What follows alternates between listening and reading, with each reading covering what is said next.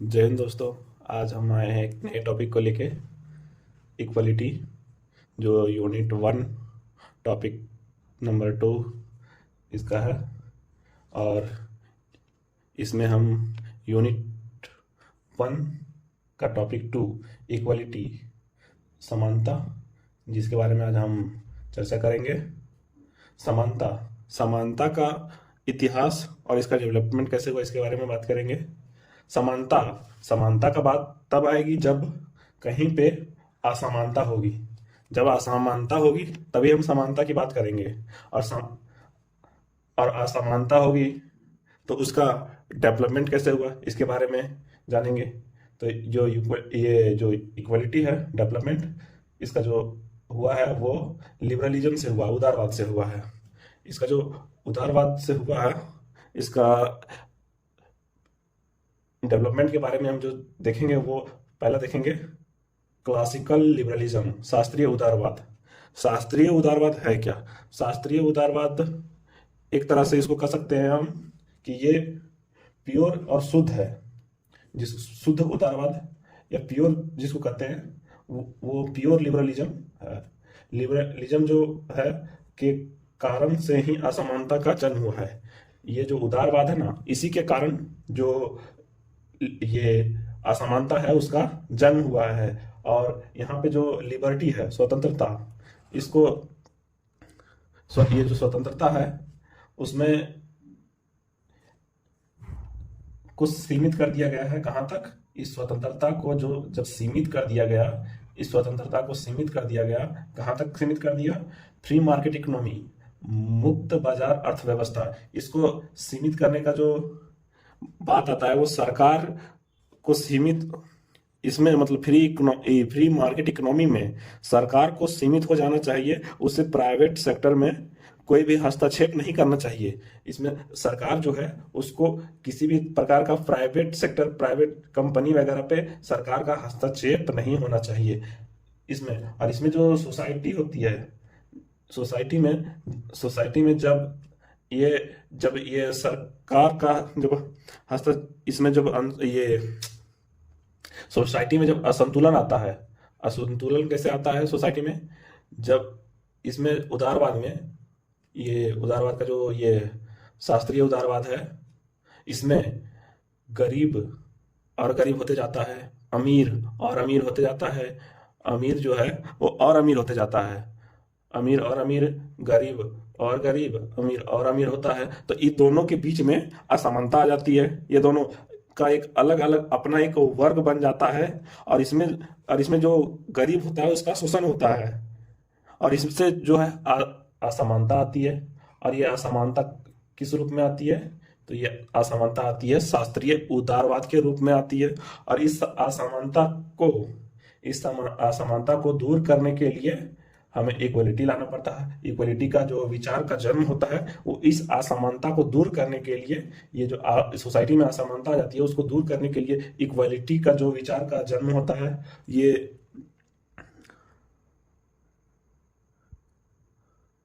ये जो समानता है, समानता जो है वो कहाँ होता है? इसका बात कब होता है? जब असंतुलन होगा। और ये असंतुलन कहाँ होता है? फ्री मार्केट इकोनॉमी में। और ये फ्री मार्केट इकोनॉमी जो है ये उदारवाद में। और ये उदारवाद किस तरह का रहता है? ये क्लासिकल रहता है। और ये क्लासिकल के वजह से ये जो फ्री मार्केट है जिसके कारण असमानता आती है। और ये असमानता को हम आगे देखेंगे। इसमें ये असमानता जो चला आ रहा है वो पुरातन काल से, एंशियंट टाइम से ही ये जो असमानता, जो भेदभाव है वो बहुत ही लंबे समय से ही चले आ रहा है। ये जो असमानता है इसका जो ये inequality becomes the main reason of rebellion. Equality becomes the main reason of rebellion in a state. Rebellion मतलब होता है क्रांति, क्रांति और द स्टेट। राज्य में, किसी भी राज्य में क्रांति का जो मुख्य कारण होता है वो इनइक्वालिटी होता है। ये पुराने समय में हम देखते आए हैं। उस टाइम भी जो इनइक्वालिटी थी वो पूरा मार्केट में नहीं मतलब सभी जगह, मतलब पहले के टाइम पे भी जो इनइक्वालिटी थी वो पहले के टाइम में गरीब अमीर राजा और दास प्रथा वगैरह जो चलता था उस टाइम भी इनइक्वलिटी थी। और इसके बारे में जो कहा जाता है इनइक्वलिटी, कि इनइक्वलिटी है क्या, तो इसमें जो कहा जाता है कि इन ये बुक में लिखा हुआ है, ये बुक का नाम जो इग्नू और ओपिगावा का बुक से लिया गया है, और इसमें बोला जाता है कि equality as an statement of a right not a fact. इसमें जब चर्चा हुई थी कि इक्वलिटी क्या है, इक्वलिटी क्या है, इक्वलिटी जो है वो समान, ये विचार है, स्टेटमेंट है, तथ्य क्या है, तो इसमें जो स्टेटमेंट आता है कि equality as an statement of a right not a fact, जो अधिकारों का वक्तव्य कथन, इक्वलिटी जो है अधिकारों का एक वक्तव्य है, तथ्य नहीं है। मतलब कि अधिकारों का एक कथन है, इक्वलिटी कोई भी फैक्ट नहीं है, तथ्य नहीं है।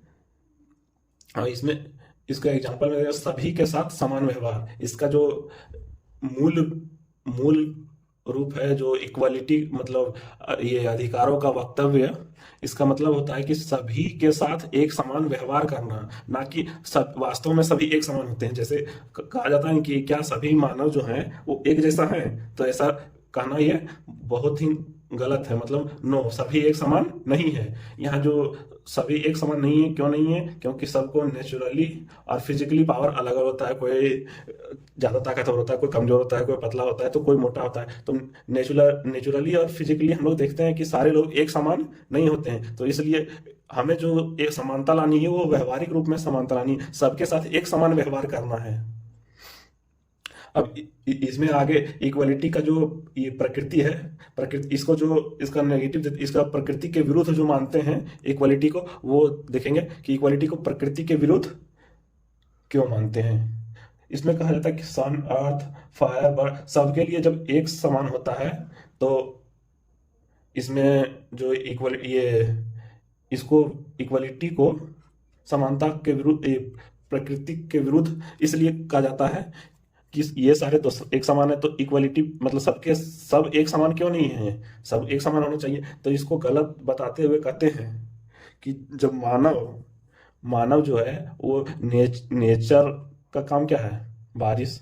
अब बारिश से क्या आएगा, जब वाटर रहेगा, बारिश होगा तो बाढ़ आएगा। तो मानव क्या किया, मानव ने उस रिवर या जहाँ से पानी जाता है वहां पे डैम बना दिया, और उस डैम का काम, डैम से क्या करने लगा, खेती करने लगा, और उसका अदर मतलब बिजली बनाने लगा, और भी ये जो नेचर का जो गुण है उसको अपने अनुकूल बना लिया। जिस मतलब अगर कहीं पे पेड़ वगैरह है तो वहां पे पेड़ वगैरह को काट के अपने लिए घर वगैरह बना लिया, या फिर खेती करने लगा पेड़ वगैरह काट को, और ये नेचर को अपने अकॉर्डिंग बना लिया। और और इसको इसलिए प्रकृति का विरोध कहते हैं, क्योंकि मानव जो खुद है वो प्रकृति के विरुद्ध है, और कहता है कि जो प्रकृति है वो मानव में इनइक्वलिटी लाती है। लेकिन और इसी में जो ये इसको व्यापक अर्थों में हम समझे तो प्रेजेंट टाइम में इक्वलिटी जो है, प्रेजेंट टाइम में इक्वलिटी जो है वो मॉडर्न मतलब आधुनिक विचार है। इसका इसको हम समझ सकते हैं जो ये आधुनिक विचार इसलिए क्योंकि जब ये अमेरिकन रिवॉल्ट और फ्रेंच रिवॉल्ट, अमेरिकन रिवॉल्ट 1776 और फ्रेंच रिवॉल्ट 1789 में हुआ था, और इसमें जो बात हुई थी ये दोनों रिवॉल्ट में वो समानता को लेके बात हुई थी। और ये दोनों रिवॉल्ट से पहले जो है वो, इसके पहले जिसके पास, किसी के पास अगर मनी, पावर या पोस्ट, ये तीन चीज है, मनी, पोस्ट, पावर, ये सब जिसके पास रहेगा वो अटल व्यवस्था है, उसको चेंज नहीं किया जा सकता था। इससे पहले जिसके पास भी मनी, पावर, पोस्ट वगैरह जिसके पास भी अधिक रहता था वो सब जो बोल देते थे वो होता था, और सारे लोग इनके नीचे होते थे, इनसे बड़ा कोई नहीं होता था। लेकिन जब ये रिवॉल्यूशन हुआ उसके बाद, ये जो रिवॉल्यूशन हुआ 1776 और 1789 में, इसके बाद लोगों के बीच में समानता के बारे में जागरूकता मिली, और असमानता के कारणों का खिलाफ ये लोग आगे आए, और इसके बारे में जो idea of equality postulates social change, मतलब जो इक्वलिटी जो हम ला सकते हैं वो कैसे ला सकते हैं? सोशल चेंज से। समानता का विचार सामाजिक परिवर्तन की मांग करता है। मतलब जो समानता है, इक्वलिटी है, वो समाज में परिवर्तन की बात करता है। और ये किसका कथन है? ये जीन जैक रूसो, रूसो ने इसको कहा है। और रूसो का काल हम देखते हैं, इसका इनका जो काल रहता है वो 1712 से 1778, इनका काल ज़्यादा नहीं रहता है। ये, हाँ, ये हॉब्स, लॉक्स, रूसो, ये तीनों में से एक रूसो है, वो इम्पोर्टेंट है। और इनका एक बुक भी है जो इक्वलिटी के ऊपर है। इनका जो ये बुक है, डिस्कर्स on the origin and basic of inequality among man, ये बुक इन्होंने लिखा है 1755 में। और इस बुक का एक और नाम है सेकेंड डिस्कवर्स। और ये बुक जो है वो रूसो के द्वारा लिखा गया है 1753 में।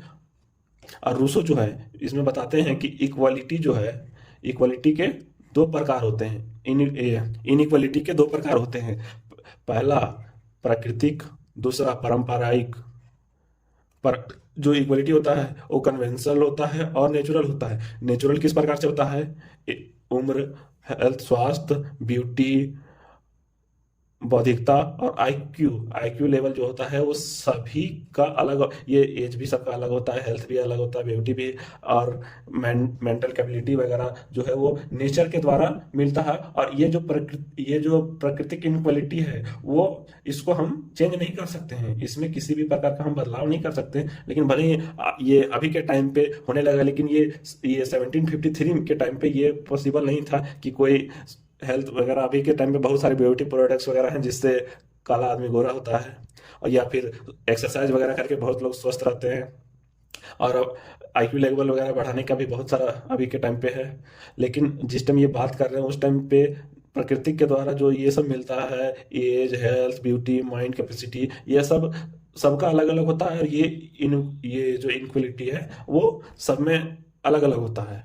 और दूसरा है जो है पारंपरिक, इसमें वेथ, पोजीशन, पावर, पैसा, और पोस्ट वगैरह जो होता है, इसके इसके द्वारा भी जो समाज में होता है ना वो इनइक्वलिटी आता है। और इसमें इस प्रकार से इनइक्वलिटी आता है, इसका कारण जो है वो इन लोग जो भी होते हैं इसमें, वो देखा जाता है कि ये लोग जो है वो विशेषाधिकार के साथ आते हैं, इनके साथ विशेषाधिकार जुड़ा हुआ है। इन लोगों इन लोगों को विशेषाधिकार मिल जाता है, जिसके कारण और जो भी लोग हैं उनके साथ भेदभाव होता है। और ये जो विशेषाधिकार को हम समाप्त करने के लिए हम समाज के परिवर्तन से ही जो है विशेषाधिकार को खत्म किया जा सकता है। ये विशेषाधिकार जो है वो सोशल चेंज से ही खत्म हो सकता है, और इसको हम लोग चेंज जो है नहीं कर सकते हैं। इसमें विशेषाधिकार के रूप में हम एक ये स्टेटमेंट है इसमें, ये रूसो का, इसमें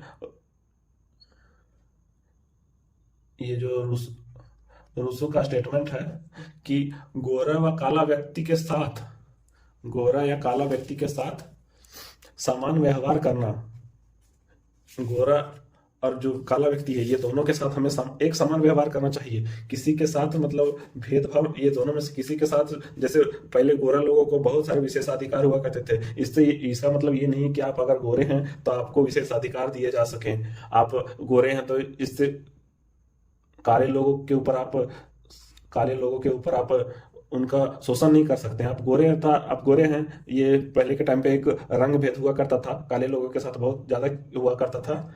और इसमें जो, लेकिन काले को गोरे बनने की मांग नहीं है। ये जो गोरा व काला व्यक्ति के साथ समान व्यवहार करना है, लेकिन काले लोगों को गोरा बनाने की मांग नहीं है। इसमें जो है वो कहते हैं कि ये गलत गलत है कि काला लोग हैं उसको गोरा बनाने का, ये गलत है। इसमें हम ये इंडियन थिंकर में देखते हैं कि जो गांधी जी हैं वो कास्ट को रहना देना चाहते हैं, लेकिन ये अनटचेबिलिटी, छुआछूत को समाप्त करने की बात करते हैं। वहीं अम्बेडकर जी हैं, वो कास्ट को भी नहीं रहना देना चाहते हैं और अनटचेबिलिटी को। वो कहते हैं कि अगर कास्ट खत्म हो गया, इंडिया में कास्ट खत्म हो गया, तो अनटचेबिलिटी अपने आप ही खत्म हो जाएगा। इसमें ये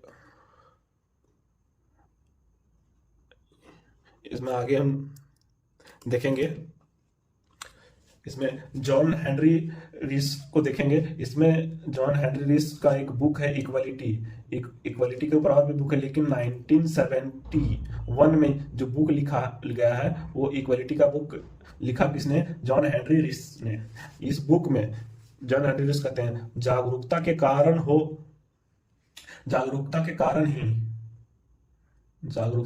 ही असमानता का आदर्श राजनीति जीवन की प्रेरणा शक्ति बना। इसमें कहते हैं कि जो राजनीतिक है वो स्टेट है, स्टेट से संबंधित, और स्टेट जो है वो सामाजिक सेवा को बढ़ावा देगा, जिससे सामाजिक सेवा से देश को बढ़ावा मिलेगा। और इसमें शक्ति प्राप्त, जो ये शक्ति है वो एक प्रेरणा के रूप में शक्ति बना। मतलब ये असमानता को दूर करने के लिए जो राज्य है वो सामाजिक सेवा को बढ़ावा देगा, उससे जो है असमानता दूर होगा। इसमें फिर आगे आते हैं, इक्वलिटी डज नॉट इम्प्लीमेंट्री इक्वलिटी, मतलब समानता का आदर्श अक्षर समानता नहीं। मतलब कि जो ये भेदभाव है, वो भेदभाव जो है वो कहीं कहीं होना भी चाहिए और कहीं किसी जगह वो ये मतलब समानता नहीं है। इसका मतलब है कि जब अगर भेदभाव होगा, जैसे भेदभाव संभव कहाँ कहाँ है, और ये सामाजिक विकृति, मतलब इसका जो मतलब है ये सामाजिक विकृति में आता है। और ये समानता का अर्थ मतलब भेदभाव, इसमें एक समानता लाने की बात होता है। उसमें कहता है अगर किसी की एबिलिटी की बात किया जाए तो अलग है, एक्सपीरियंस के लेवल पे उसके साथ भेदभाव किया जाए तो अलग है, उसके साथ डेडिकेशन के साथ उसका, अगर किसी का एबिलिटी ज़्यादा, एक्सपीरियंस ज़्यादा है, तो अगर इनको अगर ज़्यादा पैसा मिलेगा तो इसमें ये एक प्रकार का भेदभाव नहीं है, ये इक्वलिटी है। और अब जिसके पास जितना एबिलिटी होगा वो उतना अर्न करेगा। और ये सामाजिक विकृति है कि अगर यूजीसी का अगर एग्जाम होता है या फिर यूपीएससी का एग्जाम होता है, अगर इतने लोग बैठ रहे हैं एग्जाम देने के लिए, अगर सभी को पास कर दिया जाए तो ये सामाजिक समानता नहीं आएगी। इससे होगा ये कि मतलब जो एग्जाम देंगे उनका मोटिवेशन खत्म हो जाएगा, वो तैयारी नहीं करेंगे किसी प्रकार का उनका, और इससे एक और देश को नुकसान होगा। और इसमें जो ग्रोथ है वो रुक जाएगा, किसी भी प्रकार का न मानव का ग्रोथ होगा, ना किसी प्रकार का और भी ग्रोथ जो है वो रुक जाएगा। आगे पॉइंट है वो लॉजिकल ग्राउंड्स डिस्क्रिमिनेशन, मतलब तार्किक पक्ष भेदभाव। इसमें जो ये इंपॉर्टेंट है, इक्वलिटी की पॉजिटिव कॉन्सेप्ट, इसमें सकारात्मक विचार को स्वीकृति देता है। इसमें कहता है कि समानता की पुष्टि हेतु ना कि इसका हनन के लिए, मतलब जो पॉजिटिव डिस्क्रिमिनेशन है, मतलब ये सकारात्मक विचार जो है इक्वलिटी के लिए, जो इसका समानता को पुष्टि ना कि इसका हनन के लिए, मतलब किसी भी प्रकार से समानता स्थापित करने के लिए जो कार्य किया जाता है उसको यहाँ पे ये कहते हैं कि समानता स्थापित करने के लिए जो भी रिजर्वेशन वगैरह दिए जाते हैं वो सही है, ना कि किसी हनन करने के लिए।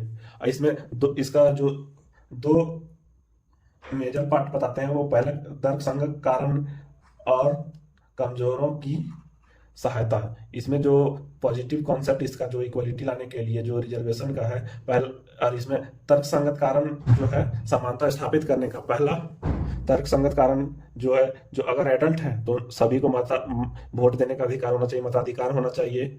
दूसरा, अगर कोई पागल है या फिर मतलब एज कम है, उससे अगर उसको समानता की बात करेंगे, अगर उसको मताधिकार नहीं है तो यहाँ पे ये सही है। लेकिन अगर कोई एडल्ट है, मतलब वो मानसिक रूप से भी अगर सही है, अगर उसको मताधिकार उसका नहीं दिया जाए तो उसको यहाँ समानता के ये खिलाफ होगा। लेकिन अगर कोई पागल व्यक्ति है या फिर किसी भी प्रकार से वो योग्य नहीं है, अगर उसको मताधिकार नहीं दिया जाता तो ये इसका समानता का हनन नहीं होगा, ये भी एक तरह से इक्वलिटी ही आएगा। और दूसरा है कमजोरों की सहायता, जो पिछड़े हैं, गरीब हैं, अगर उनको रिजर्वेशन दिया जाता है, ये डबल ए है।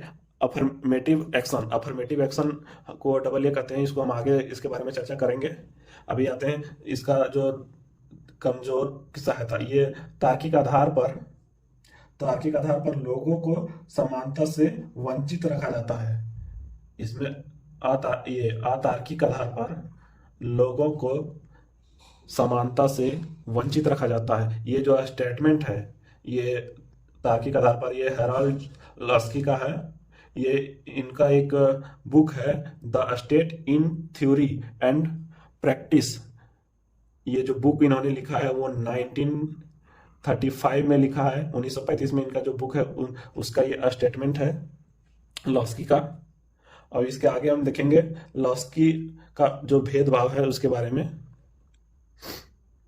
कि लॉस्की का भेदभाव के बारे में क्या विचार है। लॉस्की जो है वो कहते हैं कि जो भेदभाव है वो विशिष्ट वर्ग के इच्छा पर है।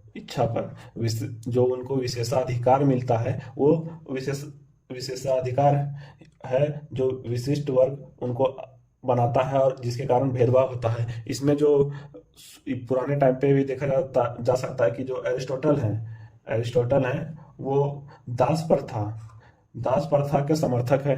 ये कहते हैं कि दास प्रथा होनी चाहिए। लॉक है वो कहते हैं कि रोमन कैथोलिक को नागरिकता नहीं देनी चाहिए। रोमन कैथोलिक को यहाँ पे जो है इनइक्वलिटी देखने को मिल रहा है।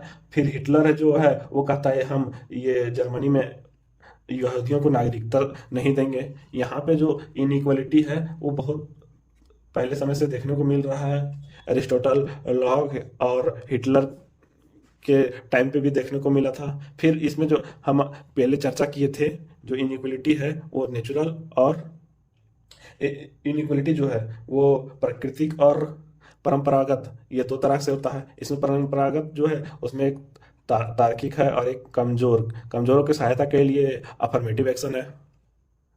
और ये एक बार जो है पूरी दुनिया में एक डिबेट हो रहा था, इसके ऊपर डिबेट चल रहा था। डिबेट ऑन रिवर्स डिस्क्रिमिनेशन, विपरीत भेदभाव पर बहस जो हो रहा था वो यूएसए में हो रहा था। यूएसए में जो बहस हो रहा था अफर्मेटिव एक्शन, सकारात्मक क्रिया के ऊपर।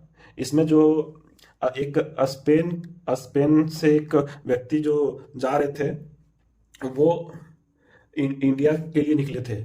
स्पेन से इंडिया के लिए निकले थे, लेकिन ये यूएसए के ऐसे जगह पे चले गए जहाँ पे रेड लोग रहते थे और इनको ये नाम दे दिए रेड इंडियन का नाम दे दिए। अब जो ये रेड इंडियन है उनके लिए उनकी जो माइनॉरिटी में चल गए, इनके लोगों की जनसंख्या कम होने लगी, इनके ऊपर दबाव वगैरह सारे कुछ होने लगा। तो इनके ऊपर जो रिजर्वेशन फॉर रेड इंडियन की जो बात होती है इसी को अफर्मेटिव एक्शन कहते हैं। इनको बचाव के लिए, इनकी रक्षा के लिए जो रिजर्वेशन का कार्य किया गया उसको अफर्मेटिव एक्शन कहते हैं। इसमें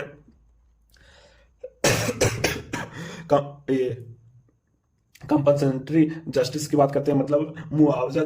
ये एक अफर्मेटिव जो एक्शन है जो उनके ऊपर जो ये रेड इंडियन या जिनके ऊपर जो डिस्क्रिमिनेशन होता था, भेदभाव होता था, उनके लिए एक प्रकार से कंपनसेशन है, मतलब उनको मुआवजा देने की बात करता है। और इसमें कहते हैं कि ओनली मेरिट नहीं बल्कि नीड का भी ध्यान रखा जाना चाहिए। मतलब उनकी जरूरतों के आधार पर जो है उनको रिजर्वेशन की बात करता है और उनके साथ जो गलत व्यवहार हुआ, उनके साथ जो भेदभाव हुआ उनको कंपनसेशन दिया जाता है। और इसके विपक्ष में इस डबल मतलब ये अफर्मेटिव एक्शन के पक्ष में कुछ लोगों का जो विचार था उसको हम लोगों ने देखा। अब इसके ये अफर्मेटिव एक्शन के विपक्ष में कुछ लोगों ने विचार, इसके ये मुख्य रूप से इसमें जो है जो इसके excellence time, authority, dignity, social stability, progress, ये सब जो है वो इसके विपक्ष वाले कहते हैं कि एक्सीलेंस खत्म हो जाएगा, अथॉरिटी खत्म हो जाएगा, डिग्निटी खत्म हो जाएगा, सोशल एबिलिटी, प्रोग्रेस, ये सब खत्म हो जाएगा। और ये सब जो ये विचार जो है ये न्यू कंजर्वेशन, नव रूढ़िवादी विचारकों का, ये इसके विपक्ष में जो है नव रूढ़िवादी विचारक आते हैं। किसके विपक्ष में? रिजर्वेशन के विपक्ष में नव रूढ़िवादी विचारक आते हैं।